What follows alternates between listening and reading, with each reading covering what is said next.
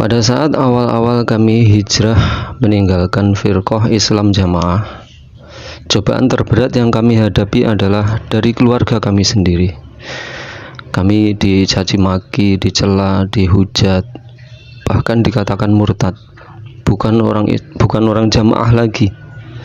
Nah, bahkan yang paling berat, yang paling menyedihkan adalah ketika kami diusir dari rumah orang tua kami sendiri. Dan itu terjadi 2 kali. Yang pertama yaitu ketika istri saya sedang hamil tua. Nah, kami diusir dari rumah orang tua kami di Jawa Timur. Kemudian kami berpindah ke Purworejo. Nah, di sana juga kami menempati rumah milik mertua. Setelah anak kami usia 3 bulan, kami diusir lagi dari situ karena kami sudah dianggap bukan orang jamaah lagi. Tidak ada hubungan antara anak dan orang tua, sudah putus hubungan. Ya, demikianlah cobaan yang kami hadapi pada waktu itu, dan masih berlanjut lagi cobaan-cobaan berikutnya. Ya, ketika kami berkunjung ke rumah orang tua di Jawa Timur, kemudian tanpa kami ketahui ternyata mertua saya yang dari Bekasi diundang untuk datang ke Jawa Timur dengan tujuan untuk mengadili kami supaya kami dipisahkan begitu. Nah, ada misi seperti itu, sehingga terpaksa kami juga harus meninggalkan tempat itu untuk menyelamatkan situasi ini, untuk mengamankan situasi ini. Nah, kami berharap Allah membukakan pintu hidayah kepada orang tua kami sehingga bisa terbuka menerima kebenaran, menerima kebenaran Islam yang sesungguhnya, akidah Islam yang sesungguhnya. Semoga Allah memaafkan orang tua kami. Kami yakin di dalam hati mereka masih menyimpan kebaikan-kebaikan. Kami percaya, kami yakin orang tua kami adalah sebenarnya orang-orang yang baik. Hanya saja karena doktrin yang sangat kuat di dalam hati mereka sehingga mereka tega melakukan hal ini semua. Nah, tapi kami yakin seiring berjalannya waktu nanti semua akan kembali seperti sedia kala. Demikian itulah harapan dan doa kami selalu. Bismillahirrahmanirrahim. Assalamualaikum warahmatullahi wabarakatuh. Waalaikumsalam warahmatullahi wabarakatuh. Alhamdulillahilladzi hamdan hasiran thayyiban mubarakan fi kama yuhibbu rabbuna wa yarda. Asyhadu alla ilaha illallah wa asyhadu anna muhammadan abduhu wa rasuluh sallallahu alaihi wasallam wa ala alihi wa sahbihi amma ba'du. Ikhwatal Islam, ikhwatal iman, akramanallahu wa iyyakum. Semoga Allah senantiasa memuliakan kita semua. Alhamdulillahirabbil alamin. Syukur kepada Allah dengan afdholi syukri. Alhamdulillah, pada kesempatan malam yang sedikit gerimis Ana bisa menyapa kembali ke channel ini, insyaallah. Jadi pada kesempatan malam ini Ana menghadirkan satu narasumber lagi yang insyaallah tujuannya adalah menyadarkan antum semua dengan testimoni pengalaman hijrah kami, sehingga antum semua, baik yang masih ada di dalam Islam Jamaah maupun yang belum sempat masuk ke dalam Islam Jamaah ini, selalu terbentengi jangan sampai masuk ke dalam aliran Islam Jamaah ini. Juga tujuan kami kepada ikhwah kita yang masih dalam Islam Jamaah agar bisa berhijrah, mantap dalam berhijrah dan meninggalkan kesesatan dalam Islam Jamaah. Thayyib, kita sapa narasumber kita. Assalamualaikum warahmatullahi wabarakatuh. Waalaikumsalam Sehat, warahmatullahi Ustaz? wabarakatuh. Alhamdulillah. Masya Allah, semakin ceria ini kelihatan. Alhamdulillah. Semakin apa itu fresh dan bahagia, insya Allah. Ya, Masya Allah. alhamdulillah. Barakallahu fikum. Masya Allah, tayyib. Nah, Masya Allah muslimin, narasumber kita kali ini adalah, nanti mungkin bisa kenalan sendiri, adalah seorang tokoh dalam Islam Jamaah yang alhamdulillah sudah bisa berhijrah meninggalkan pemahaman Islam Jamaah. Tayyib, langsung saja kita sesi perkenalan beliau. Tayyib, Ustaz, mohon tafadhol untuk perkenalan. Bismillahirrahmanirrahim. Assalamualaikum warahmatullahi wabarakatuh. Waalaikumsalam warahmatullahi wabarakatuh. Bismillah, alhamdulillah. Wassalatu wassalamu ala rasulillah wa ala alihi wa ashabihi wa man wala. Saudaraku sekalian, ikhwani fiddin rahimani Allah wa iyyakum. Ya, perkenalkan, nama saya Budianto. Ya, saya lahir di kota kecil di Jawa Timur, yaitu Ponorogo. Ya, alhamdulillah, bismillah. Kemudian saat ini saya berdomisili di kota Cilacap, Jawa Tengah. Jadi dari Ponorogo sekarang domisili di Cilacap, Ustaz. Oke. Oh, iya. Jadi sempat sebelum ke Cilacap mungkin sempat tugas atau perjalanan dalam Islam Jamaah, Iya. barangkali. Saya ya karena backgroundnya sebagai mubalek Iya. di dalam Islam Jamaah, saya sempat ya tugas ya menyampaikan ya mengemban tugas sebagai kemubalikan. Saya ditugaskan di Jawa Tengah, di Palembang pernah lama, terus di Bogor, Jawa Barat pernah juga. Terus ya alhamdulillah saat ini saya berdomisili di Cilacap ya sebagai salah seorang tenaga pengajar di SDIT. Masya Allah. Jadi masalah muslimin, beliau adalah salah satu dai dulunya di Islam Jamaah. Sempat tugas beberapa kali ya Ustaz ya. Iya. Tugas di Jawa Tengah dan Palembang, insya Allah. Dengan pengalaman jam terbang beliau sebagai dai Islam Jamaah, nanti kita bisa berbagi pengalaman Ustaz ya. Ya, insya Allah. Baik, baik Ustaz. Sekarang ada pertanyaan ini. Jadi kalau melihat tadi Ustadz adalah salah satu dai maupun mubalik, tentunya keilmuan di Islam Jamaah sudah banyak sekali yang sudah masuk ke antum, dan antum juga sebagai tenaga pengajar ataupun sebagai ustadznya lah dalam Islam Jamaah. Tapi kok pertanyaan ana nih, kenapa bisa berhijrah dari Islam Jamaah? Ya. Apa tahu? Masya Allah, alhamdulillah. Semuanya itu ya biidznillah ya, atas izin Allah. Jadi saya dilahirkan di dalam Islam Jamaah.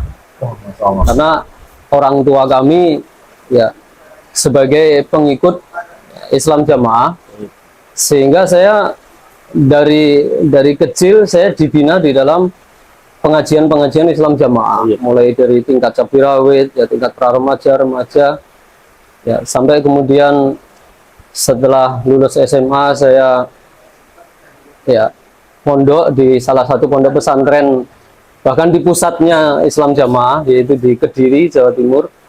Sehingga selama itu saya itu orangnya termasuk anak yang lurus, dalam arti di dalam Islam Jamaah itu disebutnya sebagai bibit unggul. Ya, jadi lurus-lurus saja.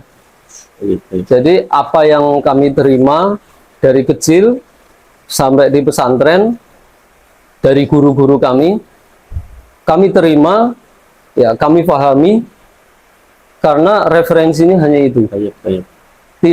Pada waktu itu belum menjumpai referensi dari selain Islam Jamaah. Iya. Tapi kemudian ketika saya ya, sempat di bangku kuliah ya di Palembang, pada waktu itu memang sempat ada beberapa ya gejolak ya dari pelajaran-pelajaran yang kami terima di pelajaran kuliah. Itu sempat memang ada gejolak, dalam arti ada wawasan keluar Baik. yang selama ini di dalam Islam Jamaah doktrinnya seperti ini, mulai ada sedikit demi sedikit itu pencerahan keilmuan yang kami terima. Hanya saja pada waktu itu ya tetap kami belum bisa merubah pemahaman yang ada di dalam ya, yang selama ini kami tetapi ya, masih lurus-lurus saja. Nah, walaupun waktu itu juga sudah mulai mempelajari kitab-kitab fikih ya, kitab-kitab tasawuf ya, yang di situ referensinya dari luar Islam Jamaah. Ya. Kemudian juga saya masih terus melaksanakan tugas sebagai mubalik. Ya. Kemudian titik baliknya ya, titik baliknya itu adalah ketika saya di Bogor. Ya, pada waktu itu ya sedang ramai ya, sedang menjadi pembicaraan publik Islam Jamaah gitu ya. Bahwasanya sedang viral. Jadi ulama-ulama andalannya Islam Jamaah itu dinonaktifkan. Sehingga pada waktu itu saya mencari kebenaran yang selama ini pusatnya kemurnian, kok ada gejolak seperti ini. Saya kemudian mulai bertanya-tanya, ada apa ini? Kok ulamanya sekarang dinonaktifkan, tidak boleh ngajar lagi. Kemudian saya mencari berita-berita dari YouTube. Ada beberapa channel YouTube seperti Perdana Maja, terus Tolstoy Potemkin, yang seingat saya itu yang pada waktu itu memposting ya, mengungkap rahasia-rahasia yang ada di dalam Islam Jamaah. Nah, kemudian qadarullah sempat juga saya mengikuti kajiannya Syekh Aziz Ridwan, kemudian mendengar kajian berupa file audio dari rekaman Syekh Abdullah Mas'ud. Nah, pada waktu itulah kemudian saya menjumpai bahwa ternyata doktrin di dalam Islam Jamaah itu adalah menyimpang. Yang selama ini saya yakini itu suatu kebenaran, ternyata itu penyimpangan akidah. Seperti itu.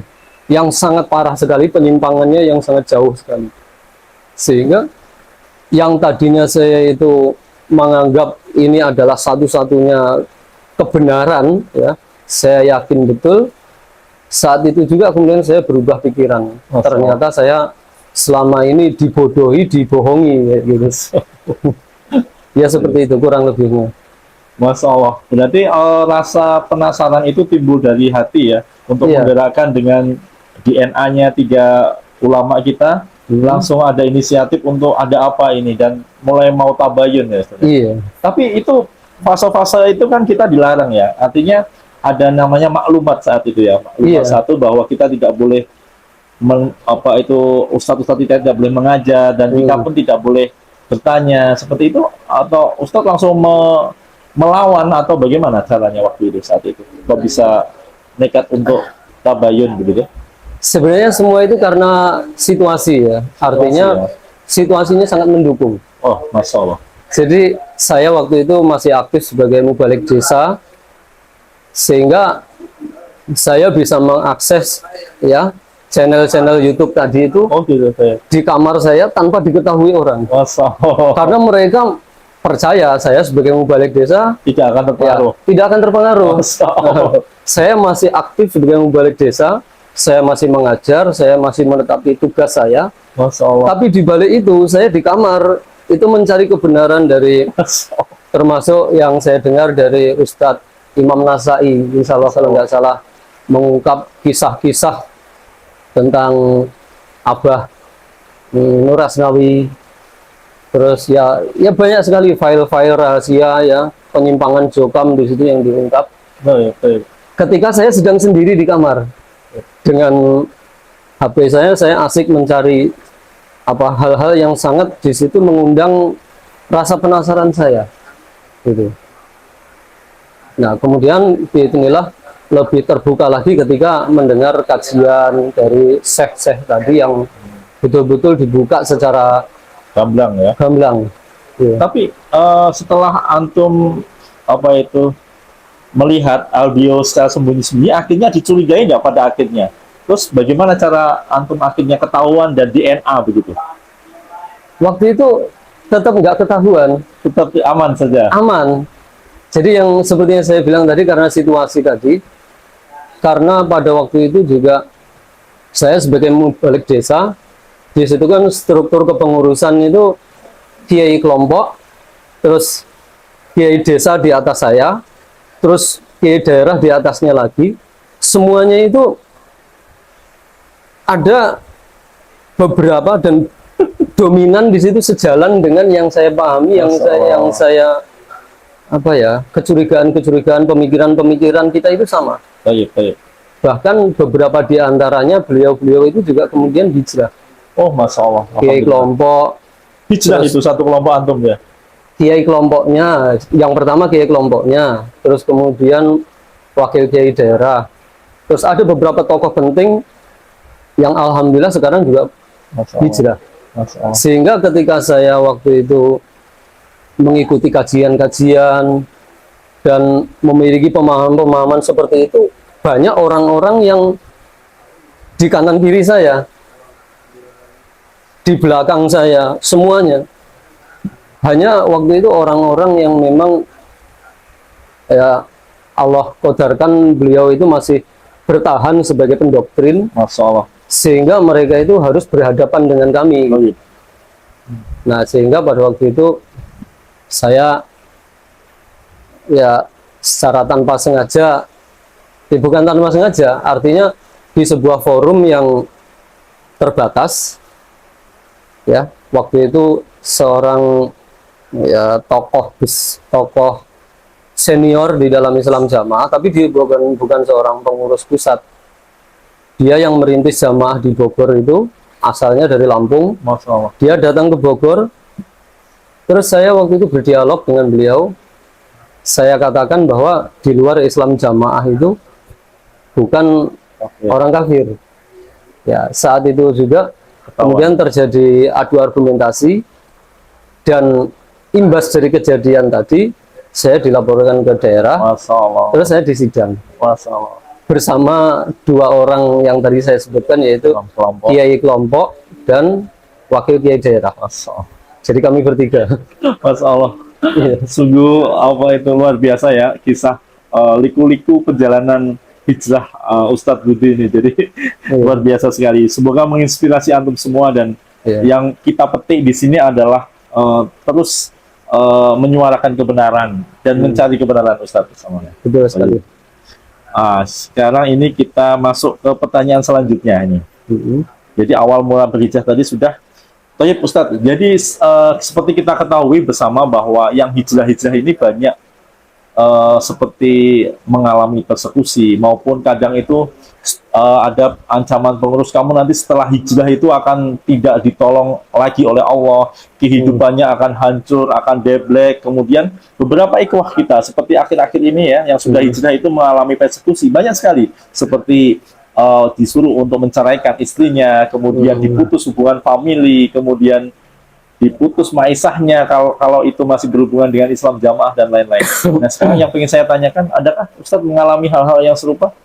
Tahodol, barangkali bisa. Dari beberapa yang antum ungkapkan tadi itu, semuanya saya alami. Masya Allah. Jadi di apa ya, di persekusi ya, secara umumnya ya, kata bahasanya di persekusi, ya didolimi, itu saya alami semua. Kami, saya bersama istri saya. Jadi ketika ya kembali ke tadi kisah saya dinonaktifkan dari dapuan saya, Iya. itu awal dari titik balik tadi itu. Kemudian saya memutuskan untuk menerima tawaran mertua, ya, menunggui sebuah toko ya, menjaga sebuah toko milik mertua juga. Iya. Jadi saya dikasih pekerjaan itu. Kemudian saya waktu itu diusahakan bisa diramut di dalam jamaah gitu. Disuruh sambung di sana, dikasih dikasih tahu gitu. Yang tadi Itu sebenarnya setelah DNA itu ya. setelah DNA. Tapi masih dipertahankan oleh mertua. Iya, Masya alhamdulillah Allah. di Bekasi. Baik. Ya kayak gitu. Jadi saya pindah dengan istri saya ke Bekasi. Saya kemudian masih beberapa kali mendatangi sambung jamaah. Baik. Gitu. Sambil beberapa kali ditanyai oleh mertua ya. Ya sebenarnya menurut saya itu interogasi tapi secara halus. Baik. Sambil nunggu toko kayak gitu, sambil ngobrol, saya dikasih beberapa pertanyaan. Yang dari beberapa pertanyaan itu mengarah kepada pemahaman jamaah. Masya Allah. Ya kayak gitu. Terus saya nggak bisa menutupi, nggak bisa apa ya. Terus pokoknya saya sampaikan apa adanya saja. Nah, terus kemudian awal dari situ kemudian di media sosial itu ada yang mengatakan saya murtad, Masya Allah. kayak gitu. Itu sudah mulai terdengar pada saat itu. Baik. Mendengar saya apa namanya dinonaktifkan, itu ada yang komentar di postingan yang ada di Facebook saya, Baik. Baik. langsung ditulisnya murtad Masya Allah. seperti itu. Terus Baik. ya saya hapus saja, saya abaikan aja. Terus selang beberapa waktu kemudian, alhamdulillah, bismillah, kami dikaruniai amanah dari Allah ya. Alhamdulillah istri saya isi Hamil ya, hamil ya, alhamdulillah. Terus pada waktu itu menyampaikan kabar kepada orang tuanya. Baik. Jadi istri saya bilang kepada mamanya, "Ma, saya alhamdulillah sedang isi," gitu. Waktu itu reaksi dari ibu mertua saya menurut cerita dari istri saya langsung gini. Langsung istinja mungkin. Ya Allah. Baik. Jadi artinya di situ beliau itu sudah mempunyai rencana karena saya itu sudah terindikasi pengennya itu dipisahkan. Masya Allah. Tapi berhubung waktu itu istri sedang hamil sehingga rencana itu diurungkan. Masya Allah. Seperti itu. Terus kami berpindah pekerjaan yang suatu ke pekerjaan yang lain ya. Iya. Alhamdulillah mengikuti arah ya, air mengalir. Iya. Ya. Kemudian di situ datanglah fitnah dari keluarga saya sendiri. Iya. Dari keluarga saya sendiri mengatakan bahwa ya sudah apa ya, dianggap saya ini udah keluar dari pemahaman, sudah bukan lagi orang jamaah, sudah beda pemahaman. Iya. Bahkan yang terakhir itu apa, nomor WA saya sudah diblokir. Masya Allah. Bahkan ketika saya datang kemarin itu bapak saya sudah bilang, nanti kalau orang tuamu ini sudah tiada, yang dapat warisan itu ya mbakmu, adik-adikmu, kamu nggak dapat warisan. Bagaimana menurutmu? Waktu itu saya jawab, Pak, kalau menurut jenengan hukum yang paling adil ya seperti itu ya monggo, silahkan. Silahkan nanti dipertanggungjawabkan di hadapan Allah kalau memang menurut jenengan hukum yang adil seperti itu. Iya. Ya.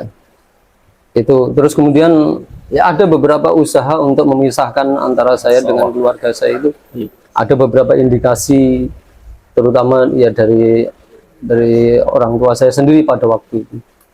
Tapi untuk terakhir ini statusnya saya dengan orang tua itu sudah apa ya, jaga jarak. Oh, tayyib. Jaga jarak, tapi ketika saya terakhir kemarin datang ya alhamdulillah suasananya ya tetap ya diterima seperti layaknya anak dan orang tua, tapi tetap apa ya, Ada sungkan ya. ada batas-batas antara jamaah dan tidak jamaah tadi. Masya Allah. Tayyib. Wow, tayyib. Masalah muslimin, ada saja ya perjalanan hijrah yang ada efeknya ya, karena memang doktrin takfiri yang dalam Islam jamaah itu sehingga menganggap seperti tadi Ustadz Budi mengatakan bahwa memutus famili, tidak mewaris ya, tidak mewaris dan lain sebagainya, beliau alami. Masya Allah. Itu adalah pengalaman-pengalaman yang semoga menjadi apa ya, menjadi pelajaran, menjadi ibrah antum semua yang mungkin masih ada di dalam, yang masih ragu-ragu, istilahnya masih bunglon. Ustadz Budi ini sudah membuktikan bahwa dengan niat beliau untuk rujuk ilal haq, ya, untuk berhijrah ke pemahaman yang benar, saat ini sudah terlaksana dan alhamdulillah sudah semakin baik Ustadz ya kondisinya. Ya, alhamdulillah. Dan memang Alhamdulillah. benar-benar sekarang sudah bisa konsekuen dan berhijrah menuju pemahaman yang benar. Baik. Kita lanjutkan untuk pertanyaan berikutnya karena masih banyak sekali. Masya Allah. Masya Allah. Nah ini Ustadz, tadi sudah disampaikan sedikit mungkin ya. Posisi atau dapukan antum dalam Islam jamaah barangkali ada ditambahkan selain mubalek, kemudian apa itu? Mubalek desa. Mungkin ada lagi dulu sempat. Ya, pada waktu saya masih aktif di Islam Jamaah, lebih dominan tugas saya sebagai ya kemubalikan. Ya, sebagai kemubalikan. Termasuk diantaranya saya yang lama itu di Palembang, tepatnya di Kota Belitang, jadi di Sumatera Selatan. Saya mengajar di pondok mini daerah. Oh, pondok, guru pondok juga rupanya. Iya. Masya Allah. Itu agak lumayan lama, waktu itu sekitar 11 tahun kurang lebih saya di sana. Saya aktif sebagai guru pondok. Iya. Dan di masa-masa terakhir saya di sana itu saya didapuk sebagai pengurus PPG, juga sebagai sekretaris DPD LDI, sekretaris 2, maaf. Masya Allah. Sekretaris 2 DPD LDI. Termasuk saya juga pernah menduduki posisi di kepengurusan MUI Masya Allah. Kabupaten. MUI Kabupaten. Iya. Masya Allah. Perwakilan dari Ormas LDI. Masya Allah. Iya. Ya. Karena kebetulan waktu itu hubungan LDI dengan MUI masih sangat baik sekali dengan adanya paradigma baru. Ya, setelah tahun 2006 itu dicetuskan paradigma baru sehingga ada hubungan yang harmonis. Sehingga ada beberapa tokoh dari LDI ya yang duduk di posisi kepengurusan. Termasuk antum ini. Termasuk saya. Dengan 4 orang yang lain di daerah tersebut. Masalah muslimin, coba bayangkan antum. Beliau ini adalah mubalek, guru pondok. Tentunya dengan sekaliber itu keilmuan di Islam jamaah itu sudah sebagian besar sudah dikuasai ya. Ini sekarang sudah bisa berhijrah menuju ke pemahaman yang benar. Nah, ini adalah semoga ini menjadi rasa penasaran antum semua yang masih dalam Islam jamaah. Guru pondok pun sekelas mubalek desa, mubalek daerah sudah bisa berhijrah. Bahkan banyak sekali pengurus-pengurus wakil imam daerah, kemudian paku bumi, ya banyak sekali yang sudah berhijrah. Artinya di Islam jamaah ini tidak baik-baik saja, ya tidak baik-baik saja. Ada kesesatan-kesesatan yang semoga antum bisa menemukannya dan antum bisa berhijrah keluar dari Islam jamaah. Baik, kita lanjutkan pertanyaan berikutnya. Nah, Ustaz, tolong antum simpulkan sekarang ajaran kesesatan apa saja dalam Islam jamaah. Ya, Masya Allah. Iya, sama dong. Mengungkap ajaran ataupun penyimpangan yang ada di dalam Islam jamaah itu sebenarnya akarnya adalah di doktrin baiat dan imamah. Akar kesesatannya adalah di situ. Jadi mereka meyakini Islam yang sah adalah yang seperti mereka laksanakan, yaitu berbaiat pada imam mereka. Sehingga orang-orang yang tidak berbaiat pada imam mereka dianggap itu Islamnya tidak sah. Mereka seperti itu berpegang pada sebuah ya qaulu sahabat sebenarnya ya. Pernyataan dari Khalifah Umar, innahu la islama ila bil jamaah. Ya. Wala jamaah ila bil imarah dan seterusnya. Itu adalah pernyataan dari Khalifah Umar yang mana itu memiliki maksud ya, memiliki tendensi bahwa jamaah yang sempurna, maaf, Islam yang sempurna itu adalah yang jamaah. Islam yang sempurna yang jamaah. Dalam arti jamaah ini sudah dijelaskan seperti oleh sabdanya Rasulullah, yaitu ma'ana alaihi wa ashabi. Tidak mungkin sabdanya Rasulullah ini bertolak belakang dengan apa yang diucapkan oleh Khalifah Umar. Maaf, kebalik saya ngomongnya. Tidak mungkin apa yang disampaikan oleh Khalifah Umar ini bertentangan dengan sabdanya Rasulullah, begitu. Sehingga dari keyakinan yang seperti itu timbullah penyimpangan-penyimpangan yang lain. Seperti ya karena mereka menganggap di luar golongan mereka itu bukan orang Islam, walaupun itu saudara, maka tidak ada lagi hubungan kerabat. Seperti antara orang Islam dengan orang kafir, tidak ada hubungan waris. Nah, tidak berlaku hukum waris. Dan tidak boleh ada pernikahan antara orang Islam jamaah dengan di luar Islam jamaah. Nah, itu akar dari beat dan imamah tadi. Kemudian lagi penyimpangannya adalah bahwa mereka mewajibkan setiap warganya untuk menyetor infak sekian puluh persennya dari pemasukan dari harta mereka tiap bulan itu. Tergantung dari ya harta kekayaan mereka. Ya, ketika orang itu harta kekayaannya sekian puluh juta ke atas, maka infaknya adalah 10%, terus di bawahnya lagi 7,5% dan seterusnya. Padahal Rasulullah ya tidak menjelaskan bahwa infak sedekah itu diwajibkan seperti itu. Ya, seperti yang kita pahami bersama bahwa infak sedekah yang wajib itu ya zakat fitrah, zakat mal, zakat tijarah bagi yang sudah memenuhi nisabnya. Nah, itu tadi dari beat, imamah, terus tentang infak persenan, dan masih beberapa lagi penyimpangan-penyimpangan akidah yang akarnya dari situ. Masalah muslimin tadi sudah dijelaskan panjang lebar ya mengenai kesesatan Islam jamaah, yang mungkin ada beberapa lagi yang mungkin bisa disampaikan ya. Intinya adalah seperti imamah dan pembayaran zakat tadi, infak persenan ya, yang tidak ada dalilnya ya Ustadz ya. Dan kalau kita boleh sebut sekarang, sepertinya seperti di dalam Islam jamaah ini seperti lembaga penarikan dana yang berkedok agama begitu. Iya, betul sekali. Bisa diistilahkan seperti itu, Ustaz? Iya, jadi mereka itu sebenarnya motif utamanya adalah ekonomi, aset. Ya, ekonomi, aset. Jadi masalah apa hizbiyah, asobiyah mereka itu adalah dibentuk dalam rangka itu tadi, dalam rangka ekonomi, dana, masalah keuangan, masalah dana, terutama elit mereka. Iya. Elit mereka itu kebanyakan adalah orang-orang yang kaya. Kalau mereka menyebutnya sugih tanpa bondo. Padahal itu kenyataannya mereka betul-betul sugih bondo, bukan sugih tanpa bondo. Betul-betul sugih bondo dari Allah alam. Itu dari kebanyakan dari mereka itu adalah orang-orang yang luar biasa kekayaannya. Sementara yang tingkat bawah itu adalah orang-orang yang notabene ekonominya sangat memprihatinkan. Dari penjual bakso, penjual keliling ya. Bahkan yang di Tuban, Jawa Timur itu jamaahnya yang di karantina karena penyakit lepra ya, di sebuah tempat karantina itu, mereka masih membayar infak persenan. Itu sungguh sangat memprihatinkan sekali nasibnya.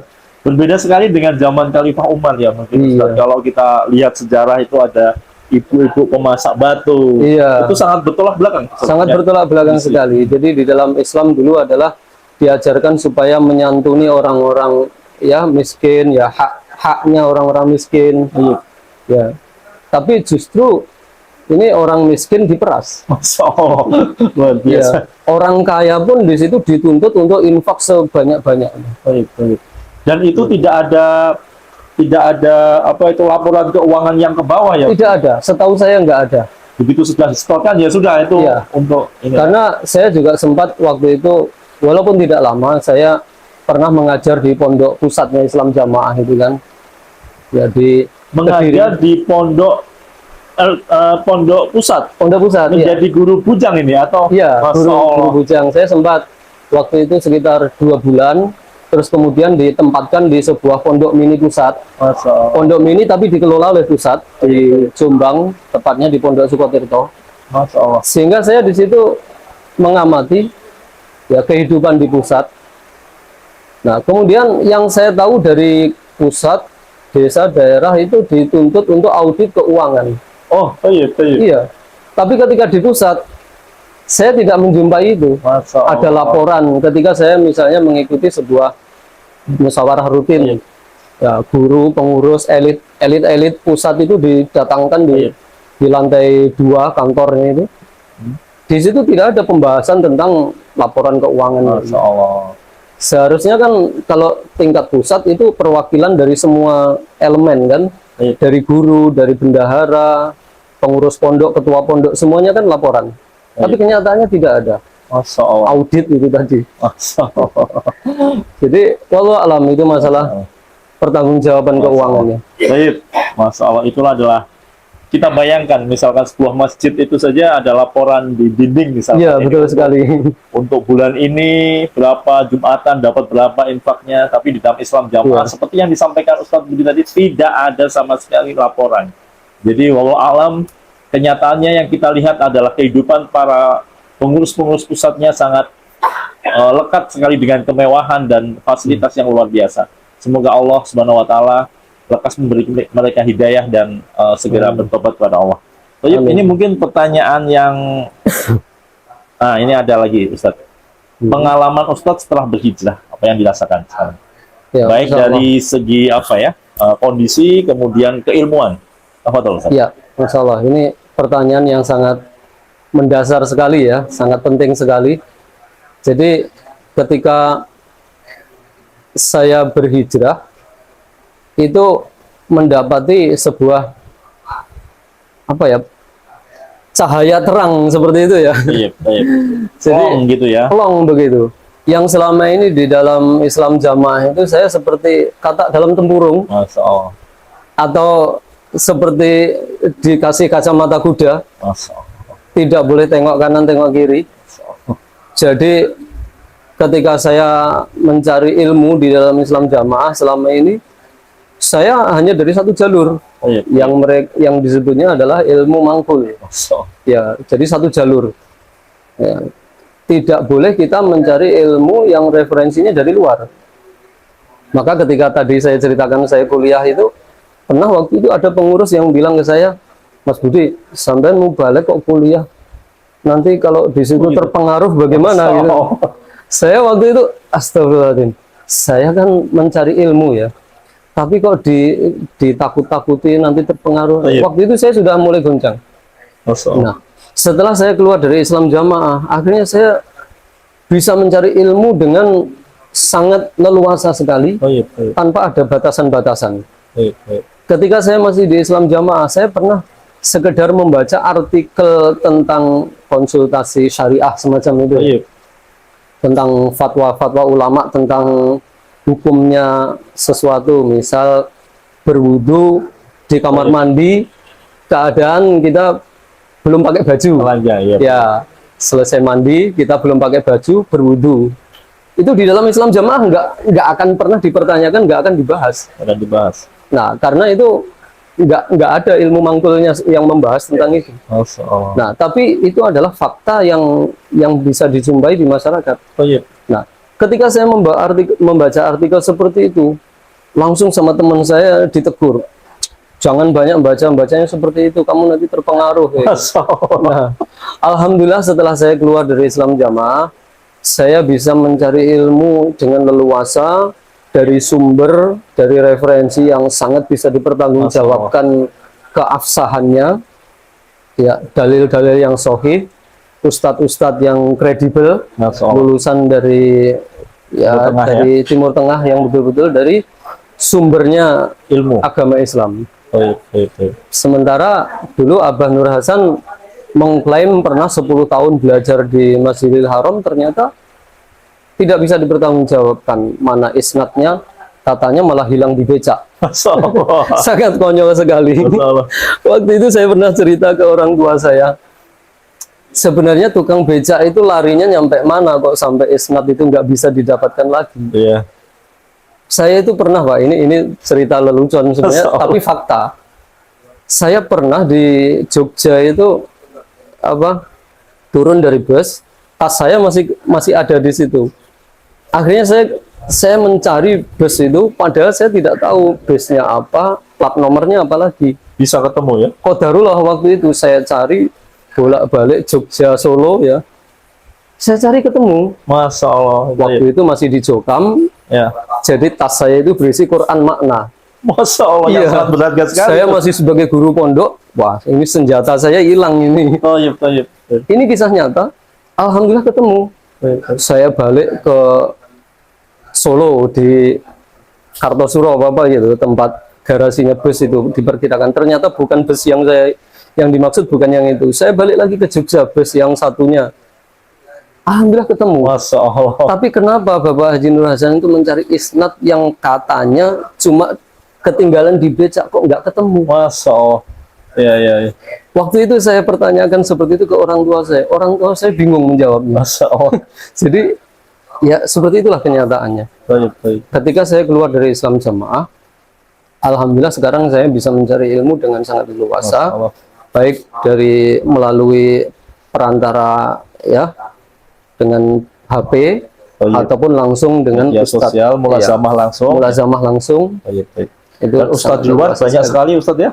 Iya. Jadi tidak seperti yang dikhawatirkan guru ini sopo dari mana, apakah Iya. apakah mumpuni. Ternyata di luar itu keilmuan banyak dan ustadz-ustadznya lebih kredibel. Masya Allah. Iya, tidak sekedar klaim dadio gurune jagat. Masya Allah. Ternyata malah guyune jagat.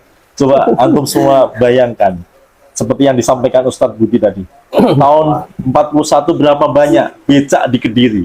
Iya, masalah. Masya Allah. Kemudian apabila memang Pak Nur Hasan itu belajar betul di Mekah, bisa nggak kita mencari isnad ke sana lagi dengan identitas beliau? Kemudian kalau memang beliau betul-betul tercatat sebagai mahasiswa atau tolib di sana, pasti dengan mudah sanad itu akan bisa diperbarui atau diminta kembali ya Ustaz. Seperti kita alumni dari sekolah tertentu misalkan, ijazah kita hilang, bisa saja kita datang dan menunjukkan KTP, identitas, itu bisa kita dapat. Bisa, iya. Mengapa coba antum semua pikirkan baik-baik, saudaraku yang masih dalam Islam Jamaah, isnad antum tidak punya, isnad Quran tidak ada, kemudian hadis kutubus sita cuma ada 5, satunya dari Ustadz Khalil. Antum tidak punya itu semua. Coba antum kalau memang Pak Nur Hasan betul-betul belajar di Mekah, tolong dicek lagi ke sana. Dan itu sudah beberapa kali Ustadz kita juga mengecek ke sana, ternyata tidak terdaftar. Iya. Semoga itu menjadi jalan pemikiran untuk antum semua. Baik, kita lanjutkan pertanyaan terakhir ini, mau idoh Ustadz untuk yang masih di dalam nasihatnya, kemudian umat Islam yang ada di luar pada umumnya. Baik, silakan. Oke. Alhamdulillah. Untuk nasihat saya kepada saudara yang pertama yang masih di dalam Islam Jamaah. Baik, masih dalam Islam Jamaah. Yang masih berada di dalam Islam Jamaah, bahwa ketika di dalam jamaah di doktrin satu-satunya kebenaran itu ada pada mereka. Baik. Perlu difahami bahwa kebenaran itu bersumber dari Al-Quran dan Sunnah. Baik.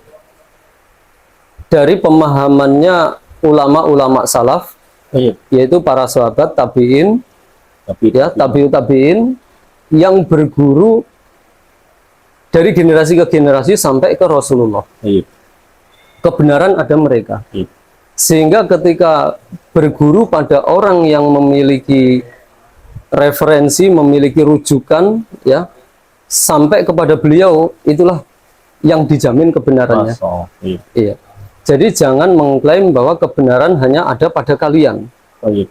Itu adalah klaim sepihak yang tidak bisa dipertanggungjawabkan. Baik. Dan nanti ketika di akhirat, yang Allah pertanyakan ya melalui malaikat ketika kita di alam kubur, itu adalah siapa Tuhanmu? Baik. Apa yang kamu tahu tentang Rasul yang diutus Baik. kepada kalian ini, ya, Nabi Muhammad. Dan pertanyaan terakhir adalah apa agamamu? Baik. Seperti itu. Jadi kalian tidak akan ditanya siapa imammu, atau apalagi kamu orang LDI ya, oh kamu bukan orang Muhammadiyah, atau kamu orang NU apa bukan? Pertanyaan nanti ketika di alam kubur bukan tentang imam kalian, tentang organisasi kalian, tapi pemahaman kalian terhadap tauhid. Masya Allah. Maka jika kalian sekarang masih memiliki pemahaman bahwa satu-satunya kebenaran adalah Islam Jamaah, segeralah keluar, karena kebenaran itu adalah berdasarkan pemahamannya ulama-ulama salaf Baik. yang berguru dari generasi ke generasi sampai ke Rasulullah. Baik. Adapun pesan kepada kaum muslimin yang barangkali belum mengenal Islam jamaah. lebih jauh tentang Islam jamaah karena kemasan mereka yang bagus, Baik. ya, karena dibungkus dengan fatonah fitonah budi luhur.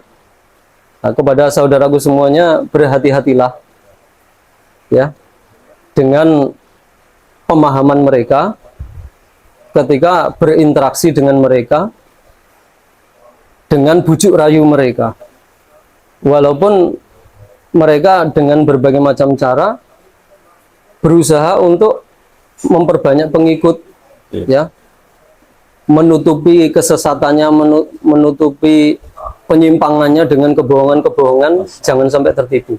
Baik. Demikian dari saya. Masya Ya, Allah. mudah-mudahan bermanfaat. Masya Allah. Luar biasa sekali, ikhwah muslim semua. Jadi itu adalah pesan kepada dari seorang hijrawan ya, yang dulunya memang benar-benar Islam jamaah, sekarang sudah berhijrah, dan kita tadi sudah saksikan sendiri atau dengar sendiri adalah kesaksian maupun di sesi terakhir beliau menyampaikan pesan-pesannya kepada antum semua. Semoga ini bisa menjadi jalan hijrah antum semua yang masih dalam Islam jamaah dan membentengi umat Islam pada umumnya yang belum sempat masuk dalam Islam jamaah.